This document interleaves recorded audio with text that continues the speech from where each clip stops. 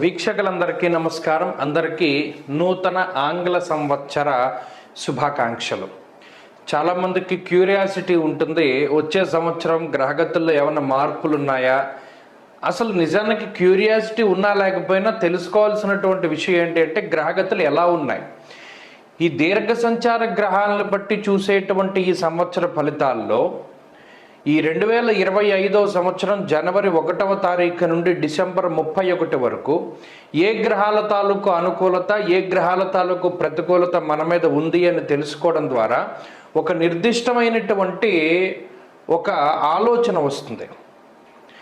పలానా గ్రహం మనకు అనుకూలంగా ఉంది, పలానాది ప్రతికూలంగా ఉంది అని ఒక ఇయర్ని ప్లాన్ చేసుకోవచ్చు. ఉదాహరణకి గురువు అనుకూలంగా ఉన్నట్టయితే ఆ సంవత్సరంలో నూతన వస్తువులు, వాహనాదులు, ఉద్యోగంలో ఎదుగుదల, లేదా ఏదైనా ఇల్లు కట్టుకోవడము, సంతానం కలగడం, వివాహాది శుభకార్యక్రమాలు జరగడం, ఇటువంటి వాటి మీద ఎక్కువ ప్రభావాన్ని చూపిస్తారు.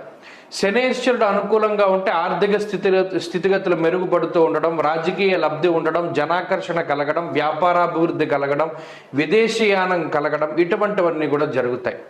రాహుకేతువుల అనుకూలత వల్ల కూడా చాలా రకాలైనటువంటి సమస్యలు, అటు మాతృ వర్గం నుండి ఏదైనా ఆస్తిపాస్తులు రావాల్సి వచ్చినా, పితృ భ్రాతృ శాపాదులు ఉన్నా, లేదా మరి ఏ ఇతరత్ర వంశపారంపర్య ఆస్తుల నుండి ఏదైనా తగాదాలు ఉన్నా అటువంటి వాటి నుండి బయటపడడానికి, శత్రు రోగ రుణ బాధల నుండి బయటపడడానికి, అనారోగ్య సమస్యల నుండి బయటపడడానికి కూడా ఈ గ్రహ సంపత్తి చాలా ముఖ్యంగా ఉపయోగపడుతుంది. కాబట్టి ఈ 3 కీలకమైన గ్రహాలు ఏ విధంగా యోగిస్తున్నాయి, ఈ సంవత్సరం ఒక విశేషమైనటువంటిది ఏంటి అంటే దాదాపుగా 3 దీర్ఘ సంచార గ్రహాలు కూడా మారుతూ ఉన్నాయి. ఎప్పుడు ప్రతి సంవత్సరం ఏమవుతుంది అంటే గురువు కానీ రాహువు కానీ, ప్రతి సంవత్సరం గురుడు మారతారు, గురుడితో పాటు అప్పుడప్పుడు శని మారుతారు, లేదా గురుడితో పాటు అప్పుడప్పుడు రాహువు మారుతారు. ఈ సంవత్సరం ఏమవుతుంది అంటే 3 గ్రహాలు కూడా మారుతూ ఉన్నాయి. అంటే గురువు మే నెల 15వ తారీఖు దగ్గర నుండి మిథున రాశిలోకి ఆయన సంచారం చేస్తారు.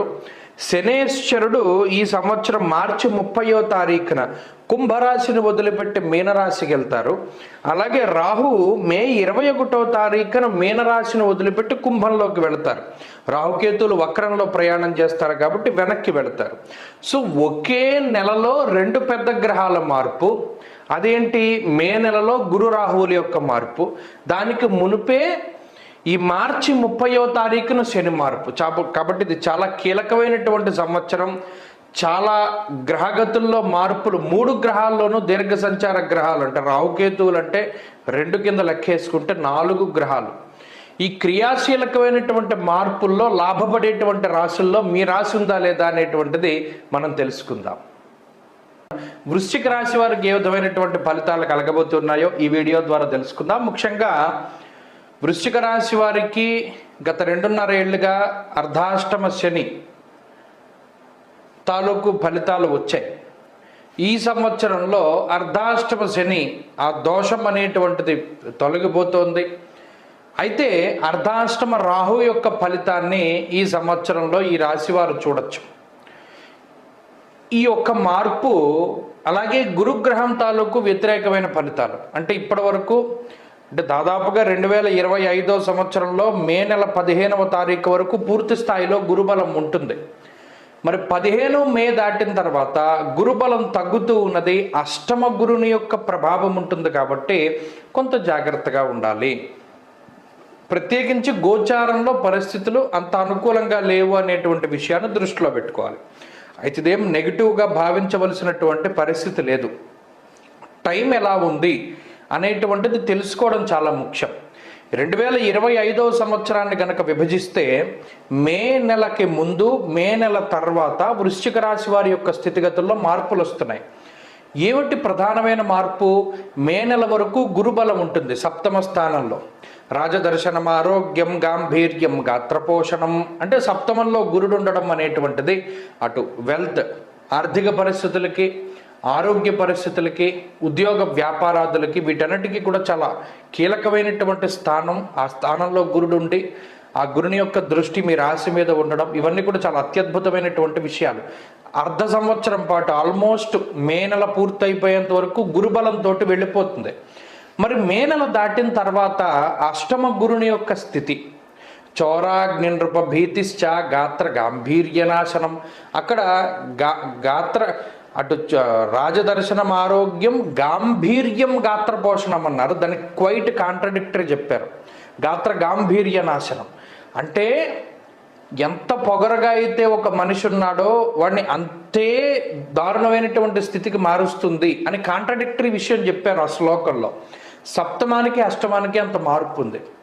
ఈ విషయాన్ని చాలా కీలకంగా గుర్తుపెట్టుకోవాలి. ఇక రెండవది అర్ధాష్టమ రాహు.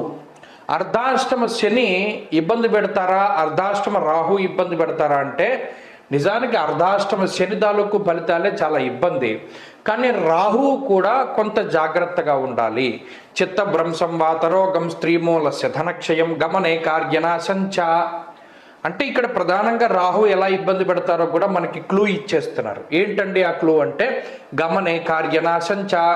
ఏదైనా ఒకటి పని మీద లాంగ్ టూర్ వెళ్తున్నాం, దాన్ని జడగొట్టేస్తారు రాహు. కాబట్టి ఎప్పుడైనా సరే లాంగ్ టూర్స్ వేసుకునేటప్పుడు, ఒక పని మీద ఎక్కువ దూరం ప్రయాణం చేసేటప్పుడు చాలా జాగ్రత్తగా ప్రయాణం చేయాలి. మనం ఏ పని మీద వెళ్తున్నాం, ఎందుకు వెళుతున్నాం, ఎక్కడికి వెళుతున్నాం, ఎన్ని గంటలకు వెళ్తున్నాం, ఇవన్నీ కూడా దృష్టిలో పెట్టుకొని ఒక ప్రాపర్గా ఒక రకమైనటువంటి ప్రణాళికాబద్ధంగా మీరు ముందుకు వెళ్ళాలి. లేకపోతే రాహు వల్ల ఏమవుతుంది, అంత ప్రయాణం వృధాగా పోతుంది, టైము పోతుంది, ఎనర్జీ పోతుంది, అలాగే డబ్బు పోతుంది. కాబట్టి రాహు చతుర్థంలో ఉన్నప్పుడు చిత్తభ్రంశ అన్నాడు. అంటే బుద్ధి చాంచల్యం వస్తుంది, చిత్తశుద్ధి ఉండదు, చేసే ప్రతి పనిలోనూ కాన్సన్ట్రేషన్ ఉండదు. ఏదో ఎక్కడో ఆలోచన చేస్తూ ఉంటారు, ఇక్కడ పని చేస్తూ ఉంటారు. ఇక్కడ ఈ పని సవ్యంగా సాగదు. మీరు ఉన్న ఊహాలోకంలో మీరు విహరిస్తూ ఉండేటువంటి పరిస్థితుల వల్ల కూడా మీకేం మంచి జరగదు. సో అలా ఒక పనిని నాశనం చేస్తారు రాహు. ఎంతసేపు మైండ్ డైవర్షన్, ఒక దాని మీద కాన్సన్ట్రేట్ చేయలేకపోతాం. ఇది ఎక్కువగా చదువర్లకి, ఎందుకంటే ఇది చదువుకునే స్థానము. గురుబలం తగ్గడము, అర్ధాష్టమ రాహు ఉండడం అనేటువంటిది చదువుకునే వృశ్చిక రాశి వాళ్ళకి చాలా ఇబ్బంది. అందువల్ల వాళ్ళు ఆ బలాన్ని పెంచుకోవడానికి ప్రయత్నం చేయాలి, ఏది ఏకాగ్రత అనేటువంటి దాన్ని. అలాగే గమనే కార్యనాశంచ అన్నాం. ఇక చతుర్థ స్థానంలో రాహు ఉండడం వల్ల బంధువులతో మాట పట్టింపులు వస్తాయి. అలాగే ఎక్కువ వాహనాలు మీరు చూడండి, డబ్బంతా తీసుకెళ్ళి వాహనాలపై పెడతారు. ఒక సెకండ్ హ్యాండ్ బండి కొనడం, లేదా సెకండ్ హ్యాండ్ కారు కొనడం, సెకండ్ హ్యాండ్ ఇంకోటి ఏదైనా వస్తువు కొనడం, దానిలో రకరకాల రిపేర్లు రావడం, లేదా ఏదైనా కొత్త వస్తువు కొన్నా అది తీసుకెళ్ళి మనం దాన్ని డ్యామేజ్ చేయడం, ఇటువంటివి ఎక్కువ సంభవిస్తూ ఉంటాయి. కాబట్టి అదొకటి జాగ్రత్తగా చూసుకోవాలి. ఇక మేకి ముందు వృశ్చిక రాశి వారి పరిస్థితి బాగుంది. కాబట్టి ఏదైనా ముఖ్యమైనటువంటి విషయాలు, కీలకమైనటువంటి నిర్ణయాలు, వివాహాది శుభ కార్యక్రమాలు, ఇవి ఏవి చేయాలన్నా కూడా మేకి ముందే మొదలు పెట్టుకోవాలి. ఏదైనా ఒక ఇల్లు కట్టుకోవాలి, శంకుస్థాపన చేయాలి, మేకి ముందే మాఘమాసంలోనో పాల్గొన మాసంలోనో ముఖ్యమైనటువంటి పనులన్నీ పూర్తి చేసేసుకోవాలి. జూన్ నెల వచ్చేసింది అంటే మళ్ళీ అక్కడ నుండి పరిస్థితులు బాగట్లేదు. కాబట్టి ఒక ప్రణాళికాబద్ధంతో ముందుకు వెళ్ళగలిగితే మంచి ఫలితాలు వస్తాయి. ఇక పంచమంలో ఉండేటువంటి శనేశ్వరుడు వల్ల అంత ఇబ్బంది ఏం లేదు. కార్యహానిర్ మనస్తాప జ్ఞాతవ్యా జకలాపహం అన్నారు.